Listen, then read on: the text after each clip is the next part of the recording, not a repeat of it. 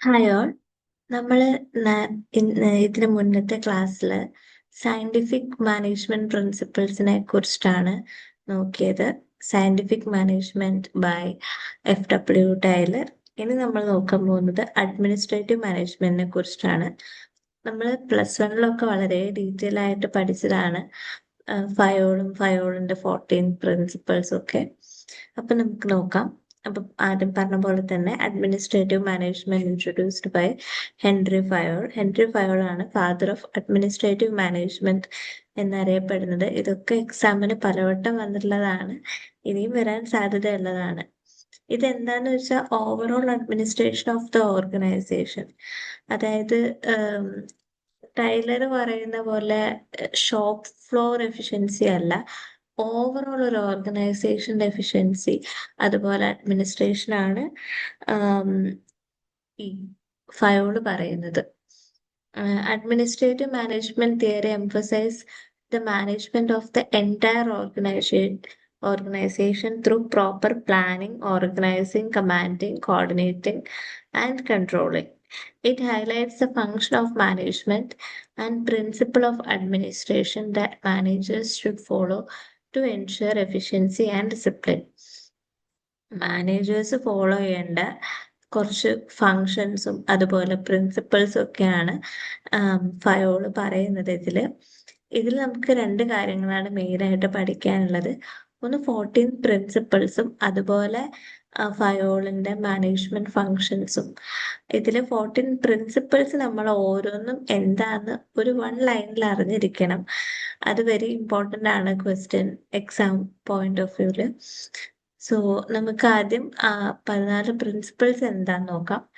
Division of work, specialisation, improve efficiency. Division of work എന്ന് പറഞ്ഞു കഴിഞ്ഞാൽ നമ്മൾ ഓരോ വർക്കും ഡിവൈഡ് ചെയ്തിട്ട് പലർക്കായിട്ട് കൊടുക്കുക. അപ്പോൾ ആ ഡിവൈഡ് ചെയ്ത് കൊടുക്കുന്ന അവര് ആ വർക്കിൽ വളരെ എഫിഷ്യന്റ് ആയിട്ട് സ്പെഷ്യലൈസ്ഡ് ആയിരിക്കും. അതുകൊണ്ട് തന്നെ അവർക്ക് അതിന്റെ തന്നെ അടുത്ത വർക്ക് കിട്ടുമ്പോൾ വളരെ പ്രൊഡക്റ്റീവായിട്ട് കാര്യങ്ങൾ ചെയ്യാനായിട്ട് പറ്റും. സോ വർക്ക് ഡിവൈഡ് ചെയ്യുക, എല്ലാം ഒരാൾക്ക് തന്നെ കൊടുക്കാതെ ഒരേ കൈൻഡ് ഓഫ് വർക്ക് ഒരേ ആൾക്ക് കൊടുക്കുക. അടുത്തതാണ് authority and responsibility. Managers must have authority but also be accountable. Managers, അതായത് ഇതിന് ലീഡ് ചെയ്യുന്ന ആൾക്കാർക്ക് അതോറിറ്റി ഉണ്ടായിരിക്കണം, അതുപോലെ അക്കൗണ്ടബിലിറ്റി ഉണ്ടായിരിക്കണം, ഉത്തരവാദിത്വം അവർ തന്നെ ഏറ്റെടുക്കണം. അടുത്തതാണ് ഡിസിപ്ലിൻ. ഡിസിപ്ലിൻ എന്ന് വെച്ച് കഴിഞ്ഞാൽ നമുക്ക് ഇത് വായിച്ചാൽ തന്നെ മനസ്സിലാവും. Respect rules and agreement. ഒരു ഓർഗനൈസേഷനിൽ അവരുടേതായിട്ടുള്ള റൂൾസ് ആൻഡ് റെഗുലേഷൻസ് ഉണ്ടായിരിക്കും, അതൊക്കെ റെസ്പെക്ട് ചെയ്യുക, അതൊക്കെ പാലിക്കുക. അടുത്തതാണ് unity of command. One employee should receive orders from only one superior. ഒരു എംപ്ലോയിക്ക് ഒരേ ഒരു സുപ്പീരിയർ ഉണ്ടാവാൻ പാടുള്ളൂ. അല്ലാതെ ഒരു എംപ്ലോയി പലര് പറയുന്നതും കേൾക്കണം, അപ്പം മാനേജേഴ്സ് തമ്മിൽ ക്ലാഷ് ആവും, അങ്ങനെ ആ ഒരു എംപ്ലോയി കൺഫ്യൂസ്ഡ് ആവും, അത് അവരുടെ കരിയറിനെ തന്നെ ബാധിക്കും. So unity of command. Next ആണ് unity of direction. Activities with the same goal should be directed by one manager. അതായത് ഒറ്റ ഗോളിന് വേണ്ടിയിട്ട് ഒറ്റ മാനേജർ മതി. അതായത് അയാളുടെ അണ്ടറിൽ വർക്ക് ചെയ്യുന്നവരൊക്കെ ആ ഗോളിനായിട്ടായിരിക്കുമല്ലോ ട്രൈ ചെയ്യുക. അപ്പോൾ അവരെയൊക്കെ മോട്ടിവേറ്റ് ചെയ്യാനും അവർക്ക് കാര്യങ്ങൾ ക്ലിയർ ചെയ്ത് കൊടുക്കാനൊക്കെ ഒരു മാനേജർ മതി. അല്ലാതെ ഒരു ഗോളിന് വേണ്ടിയിട്ട് പല മാനേജറുടെ ആവശ്യമില്ല. അടുത്തതാണ് subordination of individual interest to general interest.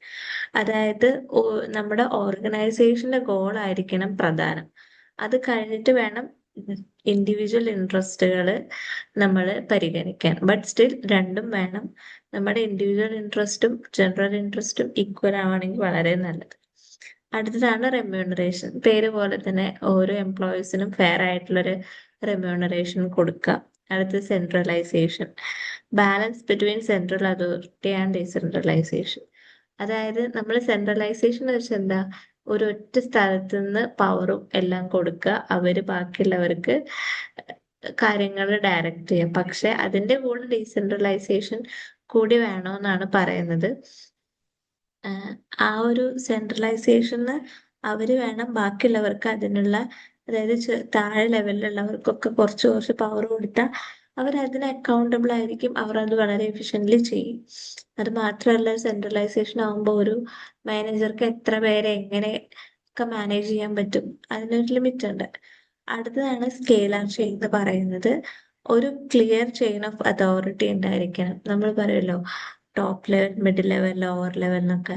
ആ ഒരു കറക്റ്റ് ആയിട്ടൊരു ലൈനിലായിരിക്കണം അതോറിറ്റി പോകേണ്ടത്. ഏറ്റവും ടോപ്പ് ലെവലിലുള്ളവർക്ക് നല്ല അതോറിറ്റി, അത് കഴിഞ്ഞാൽ കുറച്ച് കുറവ്, കുറച്ച് കുറവ്, അങ്ങനെ വേണം പോകാൻ. ഇനി order, right person is in right job, proper arrangement of things. അതായത് ഒരു ഓർഡർ ഉണ്ടായിരിക്കണം. ഒരു ഗോള് സെറ്റ് ചെയ്യുമ്പോൾ കറക്റ്റ് ആയിട്ടുള്ള ആൾക്ക് കറക്റ്റ് ആയിട്ടുള്ള ജോബ് കൊടുക്കണം, അതിൽ സ്പെഷ്യലൈസ്ഡ് ആയിട്ടുള്ള ആൾക്ക് കൊടുക്കുക. അതുപോലെ ഓരോ സാധനത്തിനും പ്രോപ്പർ ആയിട്ട് അറേഞ്ച് ചെയ്തിരിക്കണം. അടുത്തതാണ് ഇക്വിറ്റി. അതായത് ഇക്വിറ്റി, ഇക്വാലിറ്റി എന്നൊക്കെ ഓർത്താൽ മതി. അതായത് എംപ്ലോയീസിന് ജസ്റ്റിസ് കൊടുക്കണം, ഫെയർ ആയിരിക്കണം. അതായത് പാർഷ്യലായിട്ട് എംപ്ലോയീസിനെ ട്രീറ്റ് ചെയ്യാതിരിക്കുക. അടുത്താണ് സ്റ്റെബിലിറ്റി ഓഫ് ടെന്യൂർ എന്ന് പറയുന്നത്. Reduce turn over. Turn over എന്ന് പറഞ്ഞാൽ കൊഴിഞ്ഞുപോക്ക്. ഒരു കമ്പനിയിൽ നിന്ന് ഇപ്പം എംപ്ലോയീസിന് ജോബ് സെക്യൂരിറ്റി ഉണ്ടായിരിക്കുക എന്ന് പറയാം. ജോബ് സെക്യൂരിറ്റി ഇല്ലെങ്കിൽ അവർ കൊഴിഞ്ഞു പോകാൻ തുടങ്ങും. അത് കമ്പനിക്ക് ആക്ച്വലി നഷ്ടമാണ്. കാരണം കമ്പനി അവരുടെ പൈസക്ക് ഇനി ഓൺബോർഡ് ചെയ്ത് ട്രെയിൻ ചെയ്തൊരു എംപ്ലോയി, അവർക്ക് അവിടുത്തെ ജോലി ഓക്കെ അല്ലെങ്കിൽ അവർ കൊഴിഞ്ഞു പോയി കഴിഞ്ഞാൽ ഇത് കമ്പനിയുടെ ലോസാണ്. സോ പറഞ്ഞു വന്നത് സ്റ്റെബിലിറ്റി ഓഫ് ടെന്യൂർ.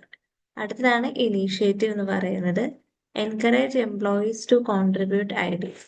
അതായത് എംപ്ലോയീസിന് ഒരു ഇനീഷ്യേറ്റീവ് എടുത്തിട്ട് ഐഡിയാസ് കോൺട്രിബ്യൂട്ട് ചെയ്യാൻ വേണ്ടിയിട്ട് എൻകറേജ് ചെയ്യുക. അപ്പോൾ എംപ്ലോയീസിന് അതൊരു എൻകറേജ്മെന്റ് ആയിരിക്കും. നമ്മളുടെ ഐഡിയാസ് അവർ കേൾക്കുന്നുണ്ട്, അത് പരിഗണിക്കുന്നുണ്ട് എന്നുള്ള രീതിക്ക്.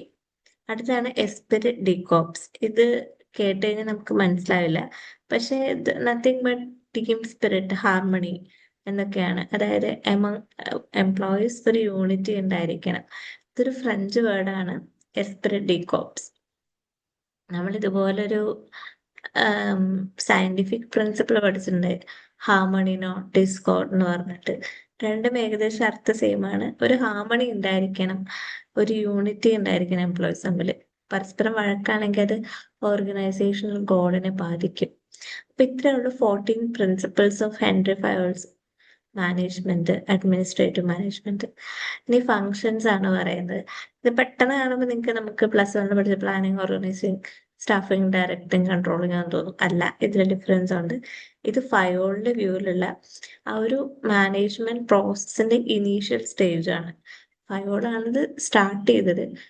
പിന്നെ അത് ഡെവലപ്ഡ് ആയിട്ടാണ് ഞാൻ നേരത്തെ പറഞ്ഞ പ്ലാനിങ്, ഓർഗനൈസിങ്, സ്റ്റാഫിങ്, ഡയറക്ടിങ്, കൺട്രോളിങ്ങിലോട്ട് വന്നത്. അപ്പം ആദ്യം പ്ലാനിങ് എന്ന് പറഞ്ഞാൽ തന്നെ നിങ്ങൾക്ക് അറിയാം എന്തൊക്കെ ചെയ്യണം എന്ന് അഡ്വാൻസ് ആയിട്ട് ഡിസൈഡ് ചെയ്യുക.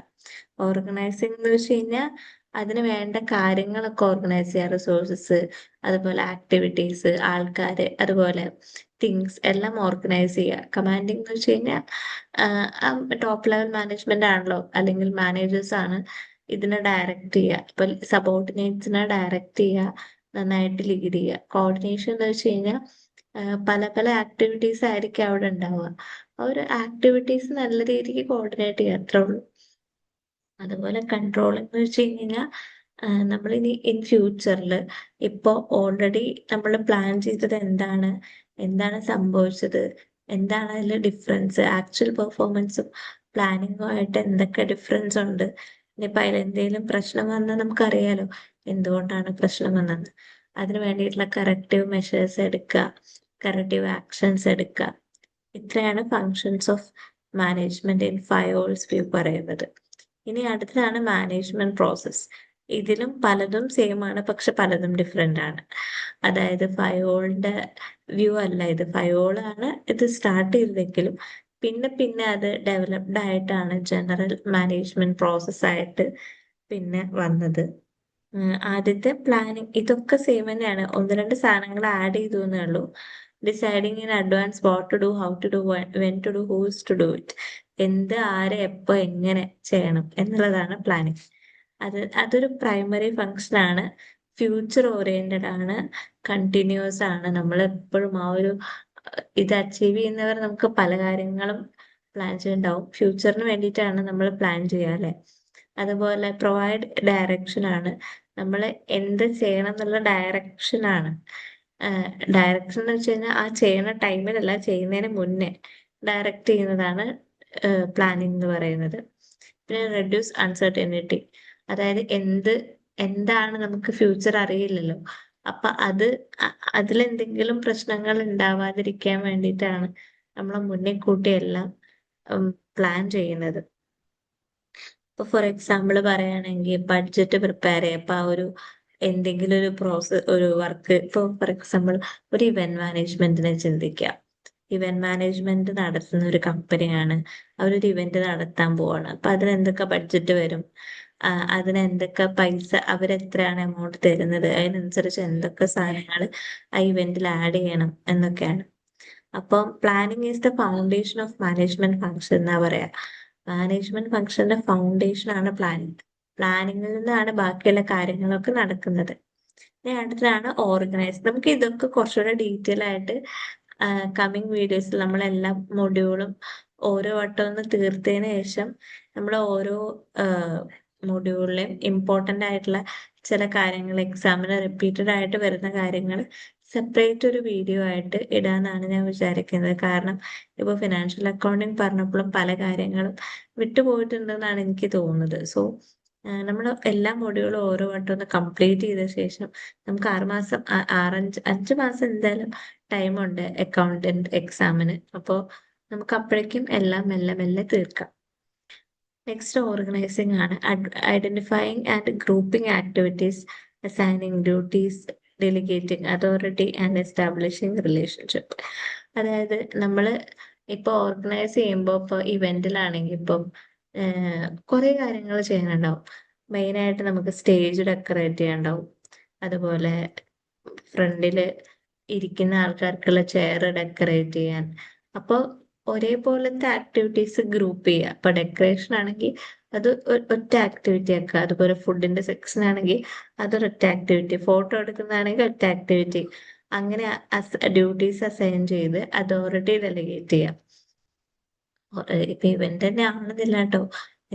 എന്ത് പ്രോസസ്സാണെങ്കിലും നമുക്ക് മനസ്സിലാവുന്ന രീതിയിൽ ഞാനൊരു എക്സാമ്പിൾ പറഞ്ഞേ ഉള്ളൂ. അതാണ് ഇവിടെ സ്റ്റെപ്പ് പറയുന്നത്. Identify activities, grouping them into department, assign duties to individual, delegate authority and responsibility. അതുപോലെ ക്ലിയർ റോൾസ് ആയിരിക്കും. അതുപോലെ ഡ്യൂപ്ലിക്കേഷൻ അവോയ്ഡ് ചെയ്യും. ഇപ്പോൾ വേറൊരാൾ ഫുഡിന് നിൽക്കുകയാണ്, അപ്പൊ അപ്പുറത്ത് വേറൊരാൾ ഫുഡിന്റെ കാര്യങ്ങൾ അന്വേഷിക്കുകയാണെങ്കിൽ അവിടെ ഡ്യൂപ്ലിക്കേഷൻ ആയി, വെറുതെ രണ്ടാണ് അവിടെ ആവശ്യമില്ല. അപ്പോൾ ഓരോന്നും ഓരോരുത്തർക്കായിട്ട് കൊടുക്കുക, സ്പെഷ്യലൈസേഷൻ ഓരോരുത്തർക്കായിട്ട് കൊടുക്കുക. അതുപോലെ ഇപ്പൊ എക്സാമ്പിൾ ഇപ്പൊ ഇവര് പറഞ്ഞിരിക്കുന്നത് ക്രിയേഷൻ ഓഫ് ഫിനാൻസ്, അതായത് ഫിനാൻസ്, HR, മാർക്കറ്റിംഗ് എന്ന് പറഞ്ഞിട്ട് ഒരു കമ്പനിയിൽ പല കൈൻഡ് ഓഫ് ആൾക്കാരുണ്ടാവും. ഇപ്പൊ ഫിനാൻസിലാണെങ്കിൽ അതിൽ എക്സ്പേർട്ട് ആയിട്ടുള്ള ആൾക്കാരാണ് അവിടെ ജോലിക്ക് വെക്കുക. HR പഠിച്ച ആൾക്കാരായിരിക്കും. അങ്ങനെ പല പല ഡിപ്പാർട്ട്മെന്റിലെ ആൾക്കാർ. എനിക്കൊണ്ട് ഇതല്ലേ കുറച്ചുകൂടെ എളുപ്പമായിട്ടുള്ള example. Organising establish the structure of enterprise. അപ്പോൾ അത് മറക്കരുത്. മറ്റൊരെന്താണ് ഫൗണ്ടേഷൻ, ഇത് സ്ട്രക്ചർ ആണ് ഓർഗനൈസിങ്. ഓക്കെ, അടുത്തതാണ് staffing. Staffing means nothing but placing the right person at the right job. Correct ആളെ കറക്റ്റ് ജോബിന് പ്ലേസ് ചെയ്യുക. It covers man power planning, recruitment, selection, training and development. അതായത് ഒരു ജോലിക്ക് ഇപ്പോൾ HR ഒക്കെ പണിയാണ്. അതായത് കറക്റ്റ് ആയിട്ടുള്ള ആളെ, അതിനനുസരിച്ചുള്ള ക്വാളിഫിക്കേഷൻ ഒക്കെ ഉള്ള ആളെ കറക്റ്റ് ജോലിക്ക് റിക്രൂട്ട് ചെയ്യുക എന്ന് പറയുന്നതാണ് സ്റ്റാഫിംഗ് എന്ന് പറയുന്നത്. ഇതിൽ മാൻ പവർ പ്ലാനിങ് വരും, അതുപോലെ റിക്രൂട്ട്മെന്റ് ആൻഡ് സെലക്ഷൻ വരും, ട്രെയിനിങ് ആൻഡ് ഡെവലപ്മെന്റ് വരും, പെർഫോമൻസ് അപ്രൈസൽ വരും. ഇതൊക്കെയാണ് സ്റ്റാഫിങ്ങിന്റെ സ്റ്റെപ്പുകൾ എന്ന് പറയുന്നത്. ഓരോന്നും നമുക്ക് സ്റ്റാഫിംഗ് ഒക്കെ എനിക്ക് തോന്നുന്നു കുറച്ചുകൂടെ ഡീറ്റെയിൽ ആയിട്ട് പറയാനുണ്ട്. നമുക്ക് കമ്മിങ് വീഡിയോയിൽ പറയാം. ഇവിടെ ജസ്റ്റ് ഷോർട്ടായിട്ട് എന്താണ് കാര്യം എന്നുള്ളത് വളരെ ക്യാപ്സ്യൂളായിട്ട് കൊടുത്തിട്ടുള്ളൂ. Effective use of human resources ആണ് ഇതിന്റെ ഇമ്പോർട്ടൻസ് എന്ന് പറയുന്നത്. അതുപോലെ improve job satisfaction, builds efficiency. അതുപോലെ എക്സാം ആംഗിളിൽ നോക്കുകയാണെങ്കിൽ human resource function of management എന്നാണ് അറിയപ്പെടുക. ഓർഗനൈസിങ് എന്തായിരുന്നു? സ്ട്രക്ചർ ആണ്. മറ്റതെന്താണ്? ഫൗണ്ടേഷൻ. മറക്കരുത്. ഡയറക്റ്റിംഗ് എന്ന് വെച്ച് കഴിഞ്ഞാൽ ഗൈഡ് ചെയ്യുക, മോട്ടിവേറ്റ് ചെയ്യുക, ലീഡ് ചെയ്യുക. ഇതൊക്കെയാണ് ഡയറക്റ്റിങ്ങിന്റെ ഒരു മീനിങ് എന്ന് പറയുന്നത്. അതായത് നമ്മൾ ആ വർക്ക് ഇപ്പം ഇപ്പൊ ഇവന്റ് ആണെങ്കിൽ ഒരു ഇവന്റ് നടക്കണ സമയത്ത് അവരെ ഡയറക്റ്റ് ചെയ്യുക, അതാണ് ഡയറക്റ്റ്. നെക്സ്റ്റ് പറയുന്നത് കൺട്രോളിംഗ് ആണ്. എൻഷുറിങ് എല്ലാ ആക്ടിവിറ്റിയും പ്ലാൻ ചെയ്ത പോലെ നടന്നു. അതിൽ ഇനിയിപ്പോൾ എന്തെങ്കിലും മെഷർ ചെയ്യണോ, എന്തെങ്കിലും ഡീവിയേഷൻസ് ഉണ്ടെങ്കിൽ അതെങ്ങനെ കറക്റ്റ് ചെയ്യാം, ഇതൊക്കെയാണ് കൺട്രോളിംഗ് എന്ന് പറയുന്നത്. ഞങ്ങള് പ്ലസ് ടുവിൽ പഠിക്കുന്ന, ഓഫ് ടോപ്പിക് ആണ്, പ്ലസ് ടുവിൽ പഠിക്കുന്ന സമയത്ത് നമുക്ക് ഓർമ്മ ഉണ്ടോ, ആ ഒരു ഇയറിൽ, ഒരു 2017 ആ ഇയറിൽ നമുക്കൊക്കെ എങ്ങനെയാന്ന് വെച്ച് കഴിഞ്ഞാൽ ഈ ഒരു ടോപ്പിക് ഫുള്ള് തിയറി ആണല്ലോ. Planning, organising, staffing, directing, controlling. അപ്പൊ ഇത് 5 ടീമായിട്ട് ഭാഗിച്ചിട്ട് ഓരോ ടീമിനും ഓരോ ഇതാണ് കൊടുത്തിരുന്നത്. അതിൽ എന്റെ ടീമിന്റെ ടോപ്പിക് ആയിരുന്നു കൺട്രോളിംഗ് എന്ന് പറഞ്ഞത്. നൊസ്റ്റാൾജി വന്നത് പെട്ടെന്ന് കേട്ടപ്പോ. അപ്പൊ കൺട്രോളിംഗിൽ തന്നെ കുറെ കാര്യങ്ങൾ ഇനി പറയാനുണ്ട്. മാനേജ്മെന്റ് ബൈ ഒബ്ജക്ഷൻ, എന്താണ് മാനേജ്മെന്റ് ബൈ ഒബ്ജക്റ്റീവ്സ്, അങ്ങനെ എക്സെപ്ഷൻ, അങ്ങനെ കുറച്ച് കാര്യങ്ങൾ പറയാനുണ്ട്. അതൊക്കെ നമുക്ക് കമ്മിങ് ക്ലാസ്സിൽ എടുക്കാം. ഞാൻ അതിന്റെ പ്രീവിയസ് ക്വസ്റ്റ്യൻസ് എടുക്കുന്ന സമയത്ത് എവിടെയൊക്കെയോ ആ ക്വസ്റ്റ്യൻ കണ്ട മാതിരി ഒരു ഓർമ്മയുണ്ട്. അപ്പൊ അതാണ് കൺട്രോളിങ്. കൺട്രോളിങ് ആണ് ലാസ്റ്റ് ഫങ്ഷൻ. ആ ഒരു മാനേജ്മെന്റ് ഫങ്ഷന്റെ സൈക്കിൾ കംപ്ലീറ്റ് ചെയ്യുന്നത് കൺട്രോളിങ് ആണ്. അപ്പോൾ ഇത്രയേ ഉള്ളൂ ഫയോളിന്റെ മാനേജ്മെന്റും അതുപോലെ നമ്മുടെ മാനേജ്മെന്റ് പ്രോസസ്സും.